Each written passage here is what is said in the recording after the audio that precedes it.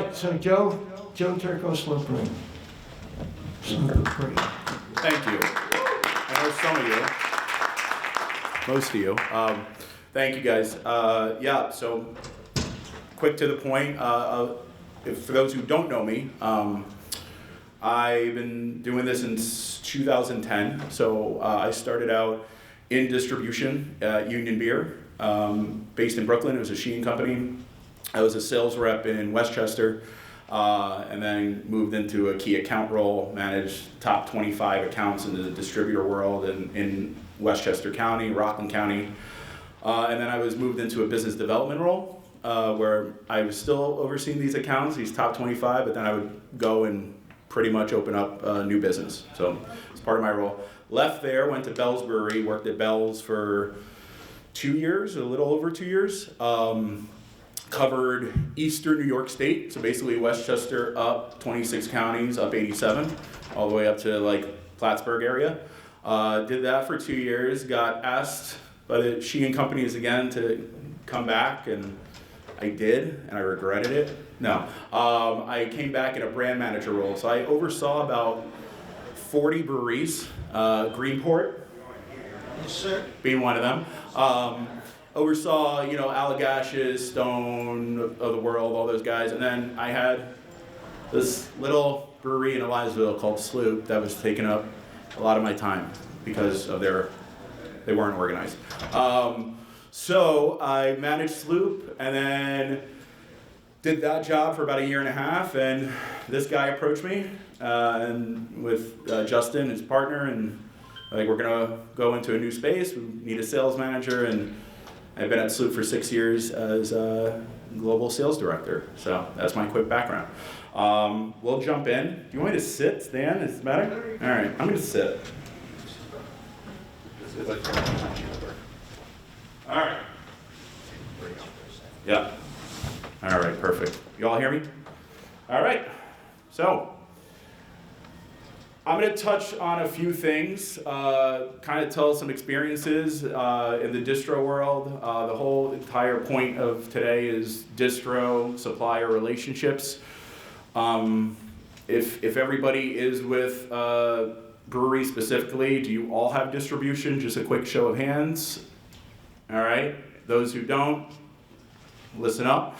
But basically, when you're picking a distributor, it is a marriage. And when you sign that contract, we call it DA, right? Distributor agreement. If you sign that contract, you better be sure that is the right partner for you. It is very hard to break that, and you will get stuck. How do you find a right distributor partner? There's a lot of different things. I think you take your time, obviously, ask the right questions.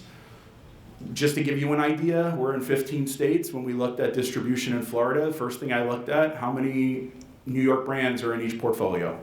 Maybe there's a spot for us. This company had 2 New York brands. So it's like, all right, there might be a spot for us there. Juice Bomb's our #1 seller. How many hazy IPAs are in the portfolio? What are the price points? Do we align? Are we a good fit for these people? And then you look at the other companies out there, and they have too many brands. These guys might be a little bit too boutique-y. Do I have a lot of chain business? Do they have a team servicing the chains? Do they have merchandisers going to put the beer on the shelves? All these questions are really, really important. So you better be sure you're asking the right questions, looking at the right questions, looking at the right answers as well, and really having an understanding of what company you're going with. Never pick a distributor based on, they have a bunch of cool brands, I'm friends with a lot of these guys, we could collab together if I sign on them. So stuff like that, it's like, that's all great, that's the fun part. Ask the business question. So you have your distributor partner. Daily, you should be reviewing inventory, your inventory, and honestly, you can look at other brands' inventories too, depending on which partner you're with. If you have a specialty portfolio, you have your core brands, like with us, it's Juice Bomb, Bomb Box, all that stuff. You have like limited releases coming out on a monthly basis or a weekly basis or whatever. Make sure you're looking at, Are they oversaturated right now? Is my specific partner in Western New York? Oh wow, we have 5 different specialty releases from Sloop. We're a little flush. We got to work on getting that out. You know, a lot of the partners today, they only care about carrying core product. You know, it's tough out there. The beer world has pivoted. It is not what it was like in 2010. It has changed. It's obviously it's saturated out there. So you know, the beer world, we're going up against certain things, right? We just talked THC. We just talked, you know, the High Noons of the world, canned cocktails. That's what we're going up against. So they want to focus on core. That's great. You have to know that before you sign anything, right? You know, managing the inventory is going to make your company stand out more, and the distributor partner is going to like you for that reason. We're with some distributor partners that don't know how to manage their own inventory. So by you managing the inventory, that goes a long way. Sales data. This is really important. If you have the ability, depending on what size you are, this is a good investment. iDig is something we use internally to track all of our sales. You can look up the accounts, what SKUs, rate of sales, how they look. You know, your core, you can look up by core, we can look up by specialty. Look up, you know, this account hasn't bought in 90 days. Why? We had a permanent line there. What happened? You find out, oh, we lost our line. There's a lot of different things to look at, and it's a very good investment. It's not cheap, right? When I came on, we weren't like, you know, where we are now, and I said to Adam, we have to have this, right? We then adopted Nielsen data. So you heard of IRI data, Nielsen data, that tracks specifically a lot of the chain world, the off-premise chain world. Where do I rank nationally? Where do I rank regionally? Where do I rank in New York? How is my beer performing? Who's generating the most dollars in the state? Who's generating the most dollars in the tri-state area? So there's a lot of different things you can do. It's a very good investment. And you sound a lot smarter, because if you're relying on a distributor partner to send you these reports, you can have the best partner in the world, they're not going to send you these reports on a regular basis. It's like pulling teeth sometimes. So it's a good investment internally. Something a lot of people don't know, you can get generated daily reports from a distributor partner. So what does that mean? At Sloop, most of our partners, before it even hits our sales software, we can see what went out on trucks on a daily basis. So we get a report the next morning and we review it. And it's divided between on-premise, bars, restaurants, all that, off-premise. And we see what beer went out. Joe's Bar brought 2 kegs of Juice Bomb half barrels yesterday. They went on the truck. Great. Oh, wow, look, this new account. I never even, you know, they're not on my iDig report. Wow, we got a new account. We should pop in there and say hi. You can get these reports from your distributor partner, and it's very beneficial. Communication, whether it's a general manager, sales manager, brand manager, area sales manager, make sure you're having steady conversations, because these people some of them have 100 brands in their book. Some of them now not only have beer brands, they have NAs. Some of them not only have NAs, they have a spirits division. They have a wine division. No matter how important your brand is or not, they're all over the place. And that's the reality of things. I was overwhelmed in distribution 14 years ago.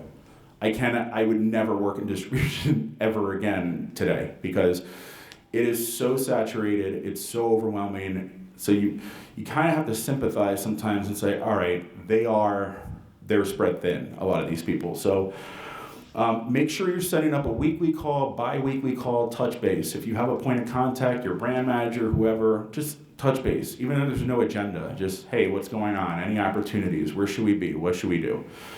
If they give you shitty advice, don't listen to them. And you'll know if they're giving you shitty advice. Oh yeah, don't do anything. You guys are fine. You're on cruise control. No, you're never on cruise control. You can always sell more.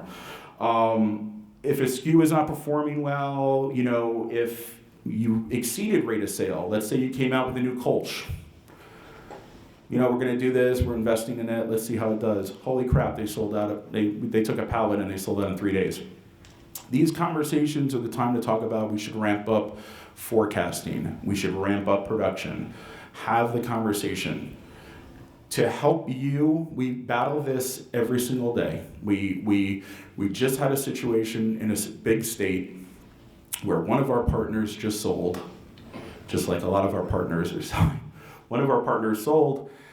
We went from 1 distributor to 6 in one state, which overnight. So 3 of them went out of stock on our number 1 SKU in the past 4 days. All formats. Juice bomb draft, juice bomb pack, all of them went out of stock. They're not forecasting appropriately. And what does that mean? You need a projected rate of sale, and they have this, software internally. If you don't have it, they can look at it. You can look at it internally. You don't need fancy software to look at this. But basically, you have to ask them for 2 to 3 weeks out. So always ask them, how many days on hand can I have here? Like, what is the days on hand of inventory, right? Some of them like to keep it at 30, some keep it at 25. Hey, this is performing really well. Can we keep 40 days on hand? Oh, that's getting a little crazy. We want to make sure it's fresh. It is fresh. It's selling out weekly. Please, let's adjust this. It helps you also with your production. If you're a supplier, you're producing these beers, you're all over the place, right, with your schedule, and it's constantly changing. This keeps you organized by asking them to do this in advance. I think, the little things, find out about new accounts opening, sponsorship opportunities, incentives. Ask those questions. Like, is there a program I can do on a monthly basis? They all run programs with their sales teams, okay? All of them do. So make sure you're asking those questions. Can you put my brand on focus? Maybe we'll focus on draft, package, maybe a mix. Maybe we focus on new points of distribution, right? Incentivize the sales team in their sales team in order to generate sales and generate this in your pocket.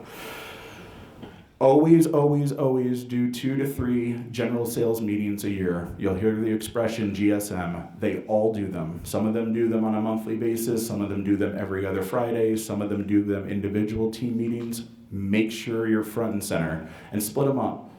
Do Q1, do one in the summer, and then do one towards the end of the year so they don't forget, the team doesn't forget you. And you know how these distributors change every 30 seconds. We don't put their names in our phone anymore. We put the route that they cover. Because every week it's a new person. So-and-so is not here anymore. This person's here. Keeps you organized. Some challenges.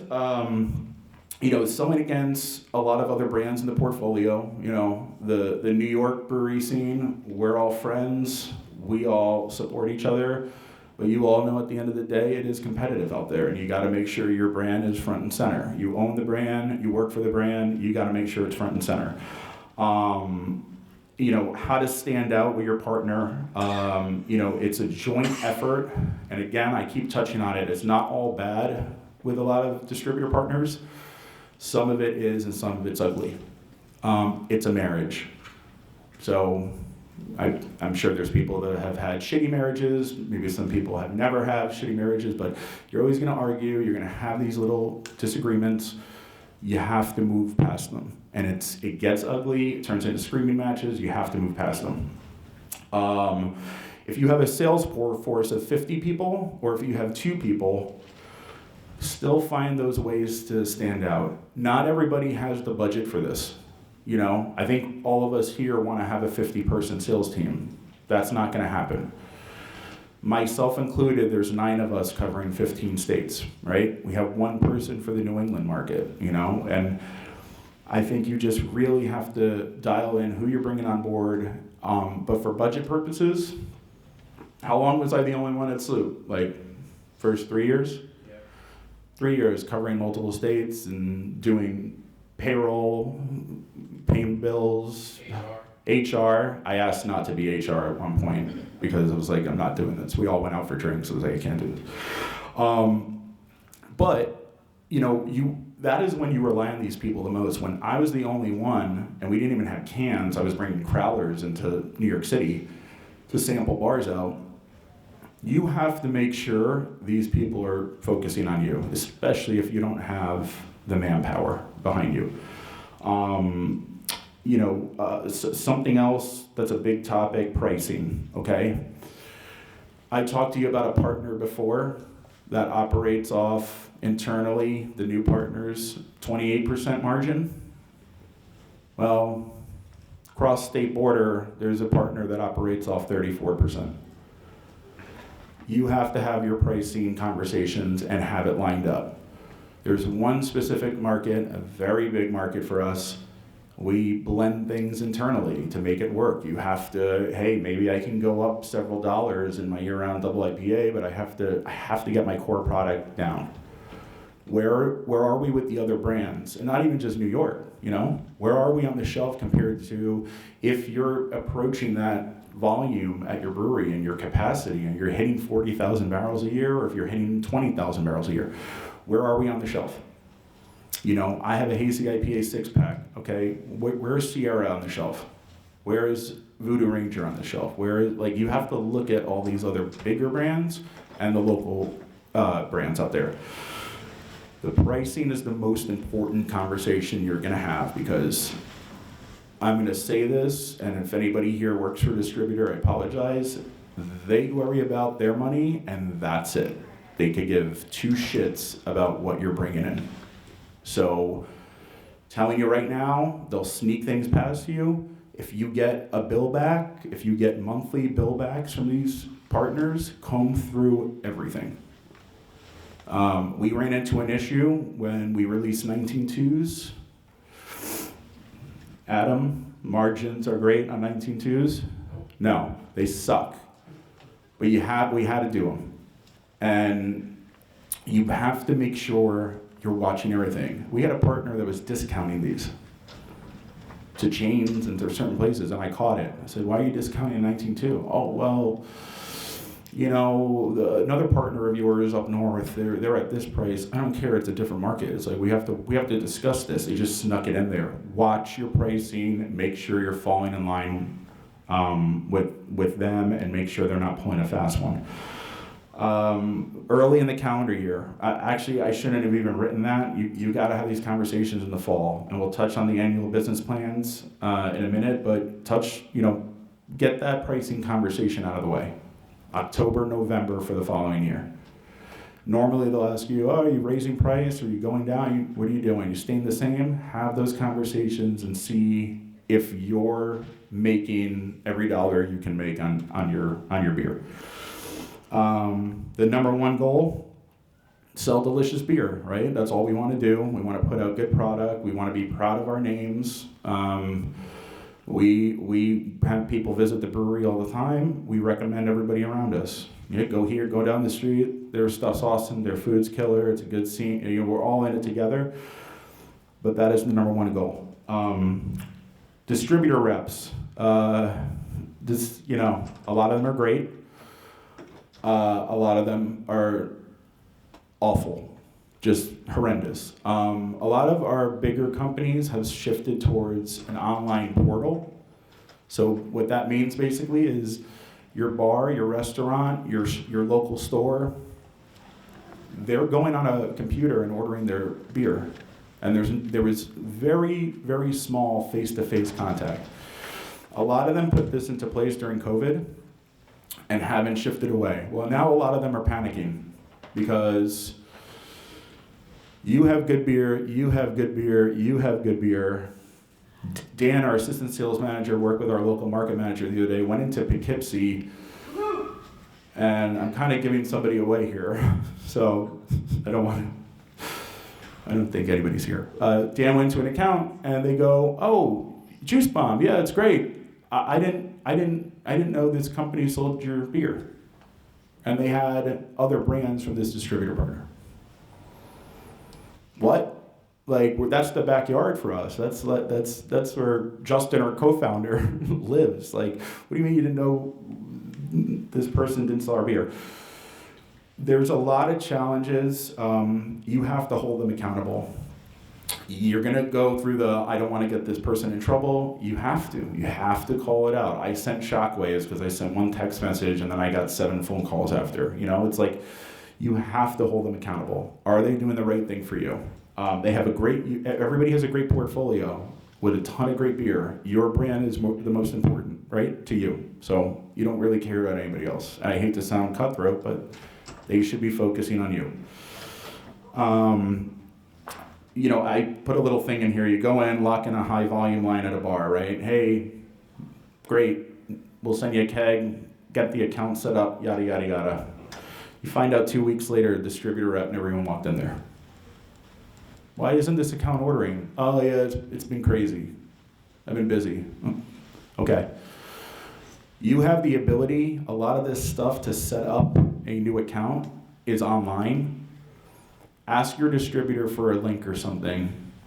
Some of our team is setting up the account for the distributor at the account level, and then they send it the paperwork and go, here you go. Here's their tax ID number, liquor license number, here's a photo, here you go. So do that extra work if you want that placement. You're gonna lose money by losing those placements or not getting that volume. So, but you getting your point across is the biggest thing, and doing it calmly. I've blown up before, we've all blown up before. This is a partnership. I've kind of toned things down a little bit over the years, but it's beer. We're not curing a disease, but it's a business, and we have to make sure we're treating it like a business. And a lot of them don't really think of that sometimes, so you have to really keep them in line. I put together just a very quick, does everybody know what an ABP is? So annual business plan is something that you put together for a distributor partner. They usually hold them starting in September, and they're September, October, November, ending in December for the following year. This is a new year-round offering. We're doing away with this beer. We're coming out with this new 19.2. Here's our brand calendar. Here's some new merch. Here's this and that. I put together kind of just one, like a basic one, but something you can get an idea of.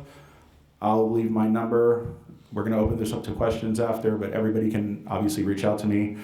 I can send you an example. So basically the whole point of the ABP is what I just talked about. Usually you put together a PowerPoint.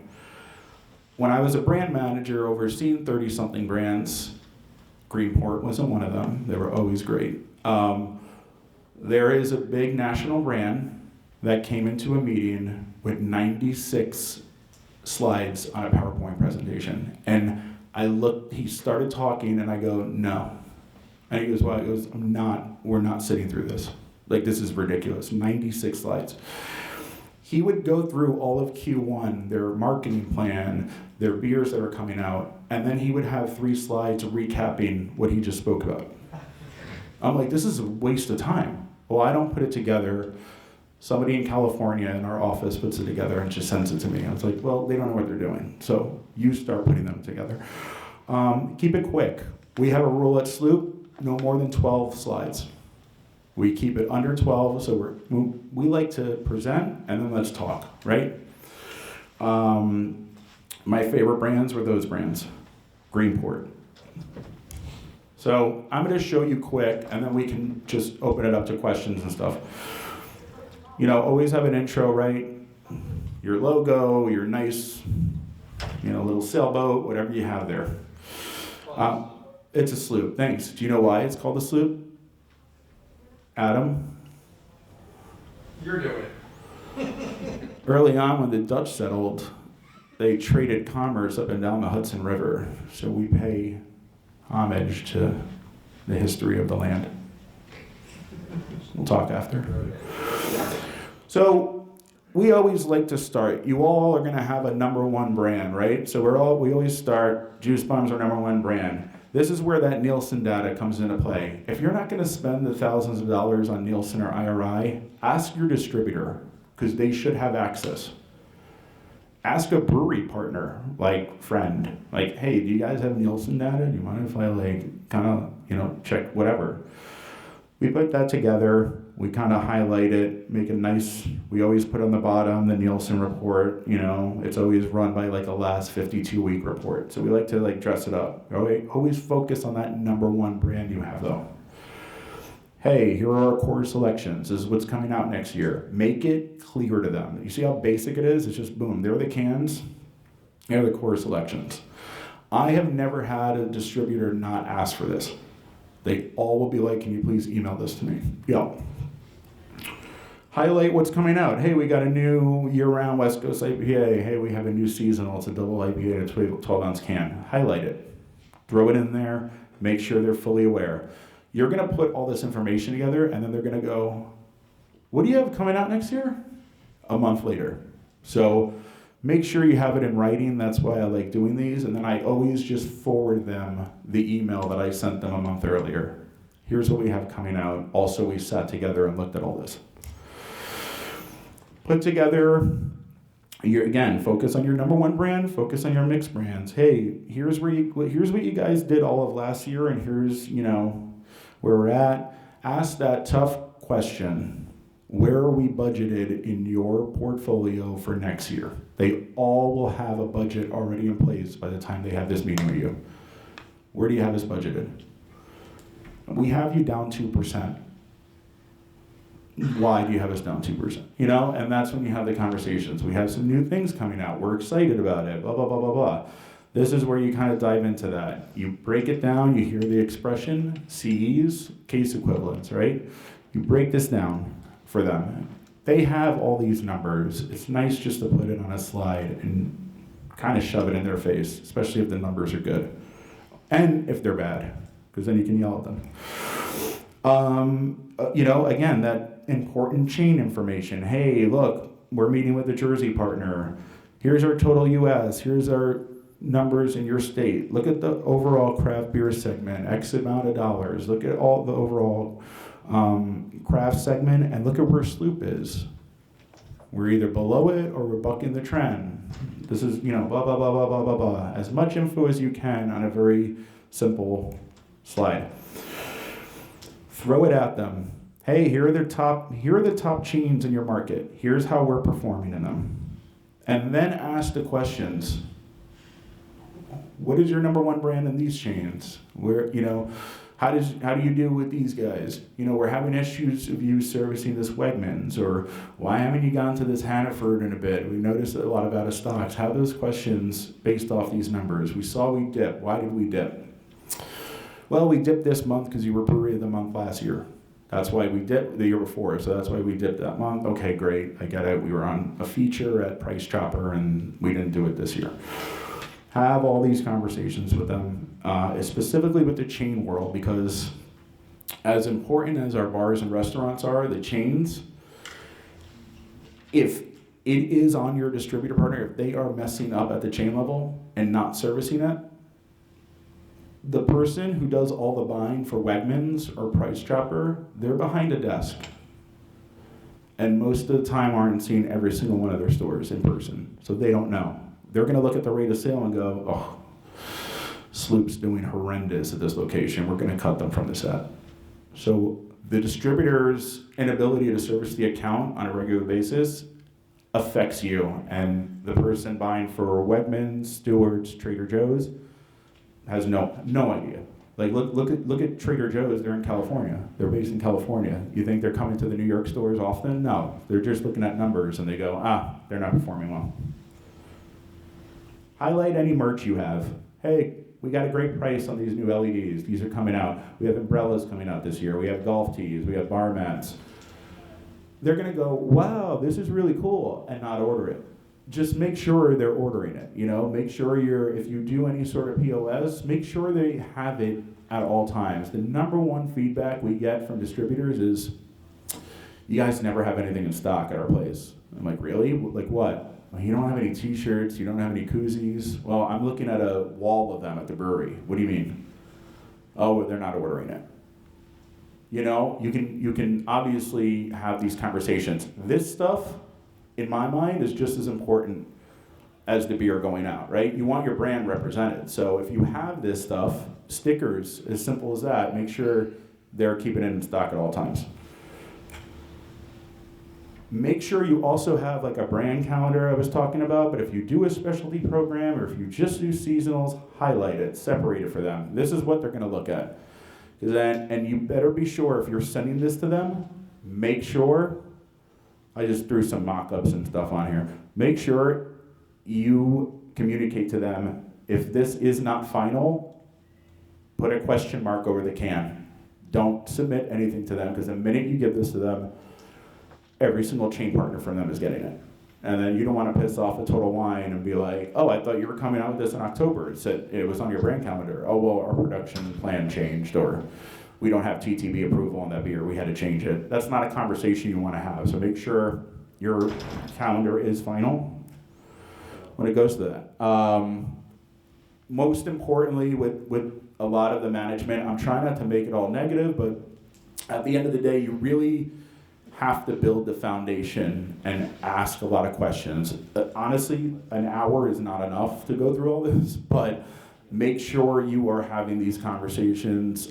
If you don't have distribution, make sure you're keeping tabs on a lot of these questions to ask if you're going to look at distribution. If you self-distribute, even better. I mean, there is no middleman. But you have to make sure you are keeping tabs on things. When it was just really like 7, I was employee number 7 at Sloop. When it was 7 of us at the whole company, I would get calls and be like, I need you to go to Boston this week, or I need you to come here, or this account's asking to see somebody, or this. Yes, that's great, but their job is to sell your beer, right? So, the reason you're down in this account or they're not carrying you right now, you need to go there every other Friday. You need to go see this guy every other Friday. You need to go see this buyer. She's there on Tuesdays. You have to go every week.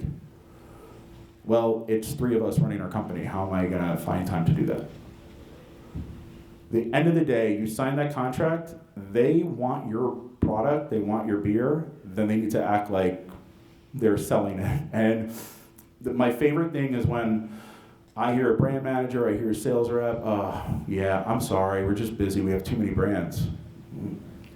You chose to work there. Like, this is, it's like a doctor being like, oh yeah, there's too many babies are being delivered this week. I'm just done with it. I'm not gonna deliver your baby. It's like, no, you have to deliver my baby. You're a doctor and that's the plan. But with them, they make up excuses and you have to make sure and honestly get angry. I'm not trying to say don't freak out. I freak out.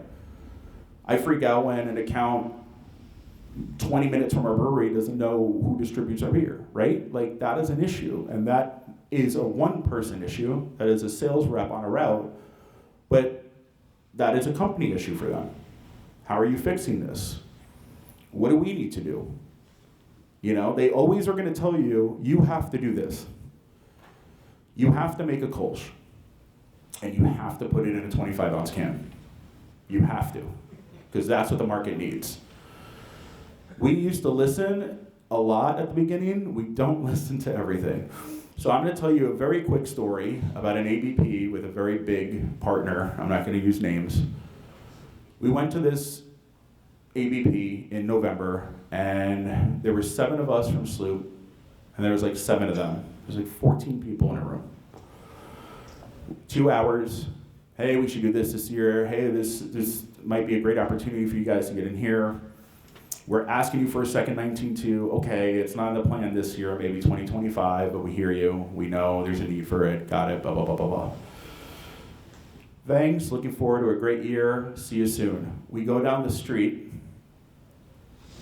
at an account that's supposed to have a permanent line from us that doesn't have our beer on. So we're like, whatever, let's have some Carlsberg. So we all are drinking a beer. I get a text from the sales manager.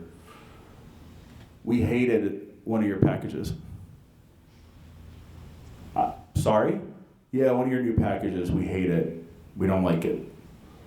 I go, we just were together for 2 hours down the street. You don't have the ability to say that to our face, like you can't talk to us?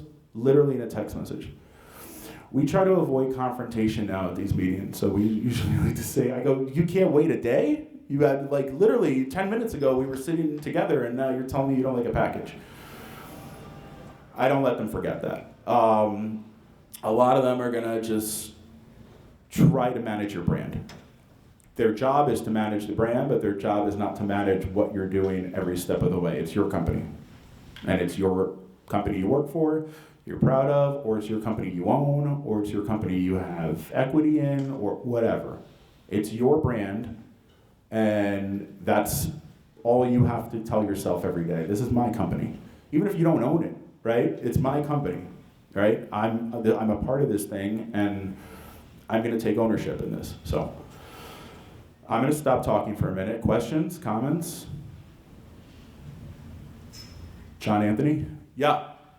What changes in your mind for people who self-distribute based on, like we talk a lot about distributors and that relationship between the brewery and the distributor, but what about for the breweries that strictly self-distribute, that aren't at that point yet where they want to get involved with the distributor?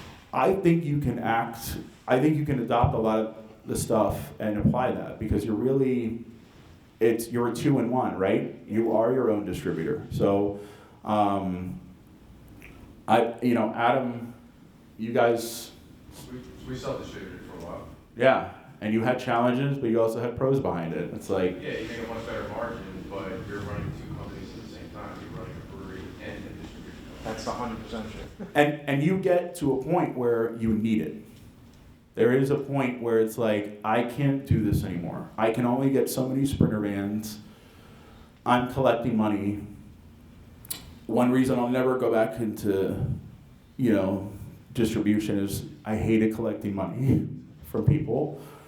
I think, honestly, that is now on somebody else. But again, the biggest thing Adam just said was margins. Right, well that's, of course, always the biggest thing for everybody. But my question is, now, from what you said, at what point do you consider that? Consider using a distributor? When you're stretched too thin and you're scratching your eyeballs out, or when you're looking to kind of expand your territories? I think a mix of both, but more so when you want to expand. I think when Sloop decided, all right, we want to take this to the next level, it doesn't have to be, we found our biggest brand, we found this brand, we found this #1 seller. Working at Bell's Brewery, Larry started it in 1985. Too Hard didn't come out till early 2000s. They didn't have their #1 brand. Their #1 brand was an amber ale, and it wasn't doing what Too Hearted was doing, and what Too Hearted does. I mean, it was very, for them, it took a minute, right? And it's like, oh, well, we finally found our brand. But they were obviously distributing themselves, and then they found a network of distributors. But I think it depends. I think it really depends on the company and the portfolio and what you're looking at. But I do think we're friends with a couple of people that were doing it a little longer than they should have, and then they were like, yeah, we gotta. But I will tell you a story of somebody that, we need a network.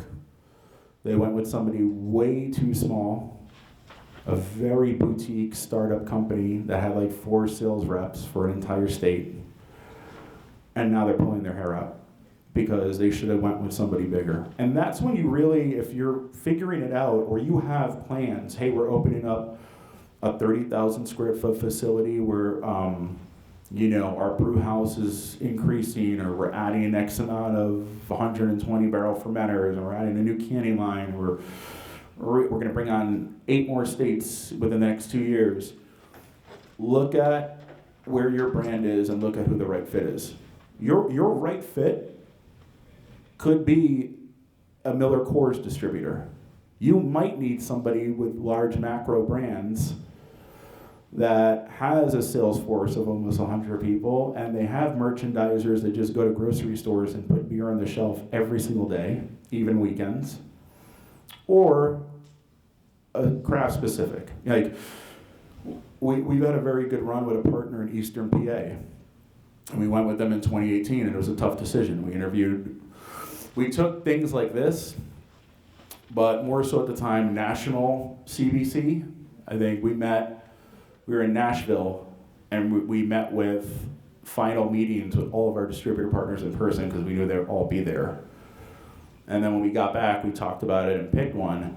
And our Eastern PA wholesaler was a perfect fit because we climbed up very quick. They only had 30 brands. Their number one brand was Founders.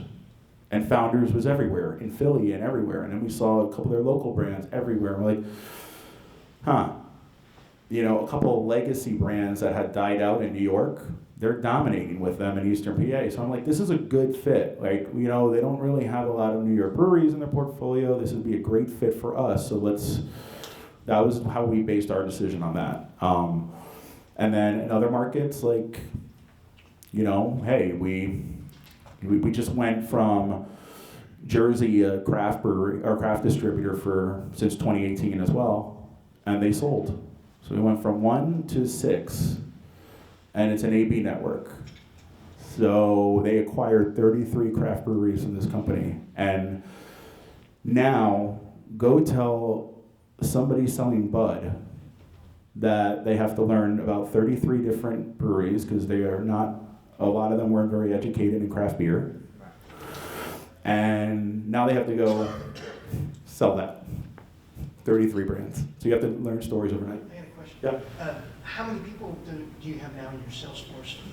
9 including myself. So it's myself, Dan's our assistant sales manager. We have somebody just for chains. So we have national key account manager and then market manager. So people cover. I think one of the other questions you have to ask yourself when you start to consider expanding or signing up with a distributor, because we went down that road where you have to then plot out, model out exactly who is going to be the person that's going to be engaging with all those distributor partners. Yeah. And that's an investment. That becomes an investment in and of itself. We are a little bit in Connecticut, and we wrestled with, do we hire somebody that handles more of that region or just leave it with our current sales director? We've opted to do that just because we found that when we started out 15 years ago, all the distributors came to us and courted us, and we still wrestle with whether or not it was the right decision to sign with a distributor or to have maintained our own footprint, which was a pain in the ass on Long Island, so as you know. But in the end, it was one of those things where it gets harder and harder. I mean, Sloop has got a great product and it's a great brand, but it gets harder and harder to make that penetration into those markets that are farther and farther away from your kind of more hyper-local spot. Right. So it's definitely a calculated risk to go into a distribution arrangement. And just speaking from personal experience, looking back, if I were to do it again, I would have definitely hung on to self-distribution as long as I possibly could have. That's how I feel, in my opinion. Like, yeah, is it a pain in the ass? Absolutely. I mean, I'm the events manager. Why am I doing deliveries? But you gotta get them out there. You gotta, whatever it takes. You gotta get your beer out there. So. I have another question relative to like the distribution agreements and DAs. When we first started out, we really didn't necessarily have experience with it. So, how much detail do you find that you can put in your DAs relative to margins or other support services and kind of the expectation of performance that you look for? How detailed do you get? You can get pretty detailed. I mean, one thing everybody should do, but we have a great lawyer who specializes in this, and she will tear those things apart and redline them like crazy. You can put a lot in there. You can put a lot of, they try to sneak things in, your distributor partner, and they'll play the game of, oh, you wanna sign with us? Yeah, we have a generic DA that is in line with everybody. We'll just send you that. You guys just sign it and just return it.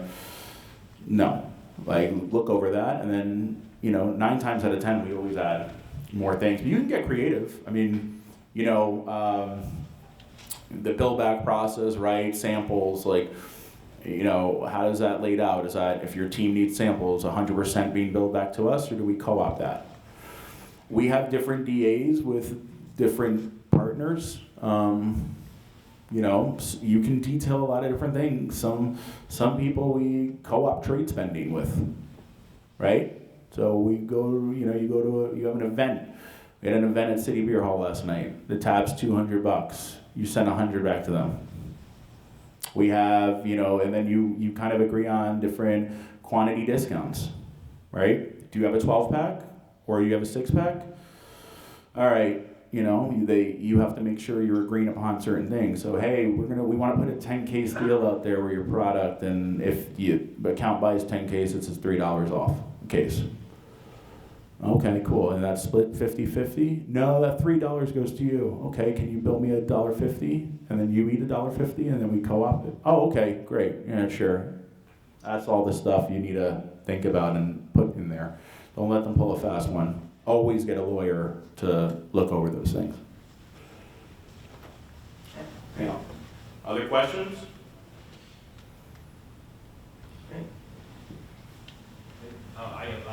So once you sign on with the distributor, typically they have a lot of other brands, breweries in their portfolio. How do you get them to focus on your brewery? Well, come up with some money and pay their reps through an incentive. I mean, let's be serious. The more and more, it's funny because Dan and I we had a call with somebody the other day, and the days of we're gonna put together a 2-month incentive with Sloop for June and July. Where every you sell a keg to a new account, if they reorder, that's $10 to the rep. So now if you get multiple accounts doing that, you're gonna get paid some money.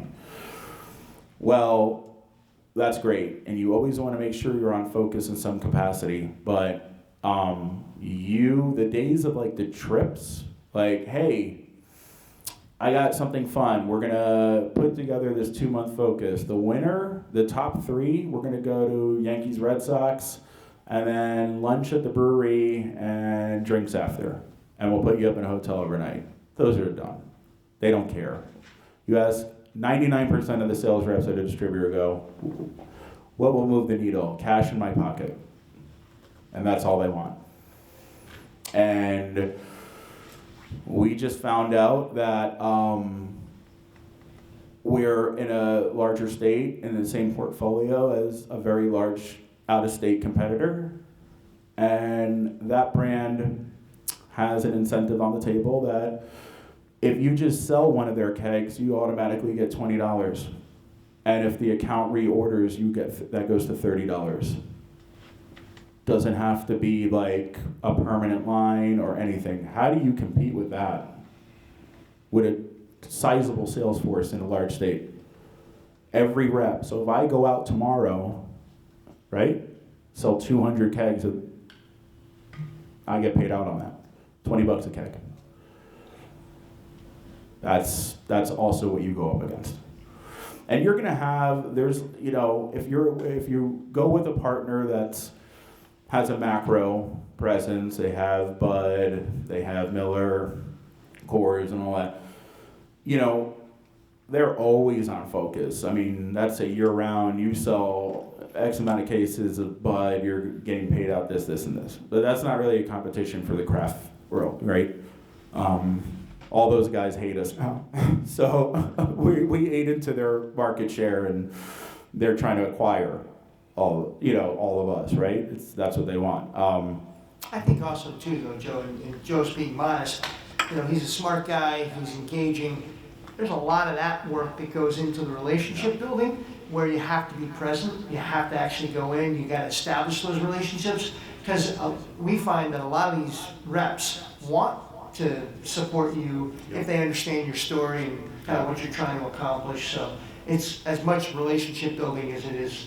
Cash is king, but relationship building helps kind of take the edge off that a little. 100%. I was going to touch on that too, and was going to leave everybody with we say it all the time when we hire somebody on the sales team. Majority of the job is showing up and going into a place. And we tell our team, you don't walk into a bar and go, oh, they're not around, all right, bye. No, leave a card, get to know the bartender, get to know the host, get to know the hostess, tell the story of your company, right? When you go into an account and you cold call, right? You go to an account, I don't have business in, never been here. leave a can with your business card right in the lip there, right? And this way they're gonna get that can hopefully, and if they don't, the bartender drinks it and throws your card in the garbage, but at least you left it, and then you can go back and follow up. Make sure you're really getting in front of the right people and telling that story. And I mean, honestly, a lot of the time it's really, hey, we're doing an event. I know last time you came here, you drank 5 beers, we had a lot of laughs, blah, blah, blah. Can you come to the event? Yeah, sure. You know, you build those relationships where it's like, now they don't want to take the account level, right? They don't want to take your beer down. They always want to carry you because like, he was cool, you know? He was a good time. We had a lot of laughs. We incorporate humor a lot, you know? I joke around. I'm like, you know, hey, why do you have that on? You should put us on. And they always, you know, you're so silly, you know? And I point, and it's like a Budweiser line. Like, I have to keep Budweiser, right? You know, it's like stuff like that. So you just kind of break the ice a little. But yeah, relationships are the biggest part, too. Yeah, of course. Anything else? Questions? Thank you all. I do have Go. one question. To be honest, most of the people in this room probably make less than 1,000 barrels of beer a year. We all wear multiple hats, and as the wholesale world changes, the sales staff is being, like the wholesalers, sometimes you call your rep and they're packing out a price dropper. You know, their duties and their care for like the craft sector is definitely gone. A lot of wholesalers used to have specialty divisions, that's all pretty much gone. And what we're hearing, especially out of small producers, is that the sales staff can no longer do the job of selling our brands, and they're asking us to sell our brands. It kind of, you know, it's weird because it's wholesale, that's what we do, we work with these partners, and so do you have any advice for the super small breweries? Because for us to hire sales staff, they have to, I don't know what your metric is it like ×8 their salary of what they have to bring in, or ×5? For us to even accomplish that, we have to add more equipment, more brewers, more cellar people, more packaging. So at some point, the numbers just don't make sense for us to add salespeople. It's just too expensive, and that's why we have wholesalers, because they are supposed to drive our brand. And it's changed so much, and it's unfortunate. 10 years ago, I was, you know, or even when I was a brand manager, you're sitting in a room at ABPs, and I talk with legacy brands, Avery and Anderson Valley and Bear Republic, and what do we need to do? You know, the days of you have to hit, you tell the distributor, I'm saying, you have to hit 25,000 cases with my product, and then I'll invest in a salesperson, unfortunately, are out the window. Like, I know companies just starting up, and honestly, it's what we did, and it's what a lot of brands do, even if you just invest in that one person. Sometimes it's just that one person, your job is to go out as many states as we're in and represent our brand and sell our product and work with the distributor. Because at least if you have that one person, I know brands that have one person for the whole East Coast that still do, you know? And I think when we have one person for Jersey and Pennsylvania, we have one person for all of New England. I think you just really need to, it's so hard to say because that's an unfortunate thing. And we hear it, and the small hear it, and the big hear it. And they just, the days of the distributor really representing you well, it's out the window. It really is, and it's unfortunate. Not to say they're not great people, there are a lot of good partners out there, but yeah, I think it's tough. And how are you going to find the time to go to all these accounts? It should be on them, but that's not how it works, so unfortunately, but. Thanks, Joe. Listen, why don't we chat after? Appreciate you. Thank you, guys. I appreciate it. My info's on there if you want to reach out. Any questions, I'm around.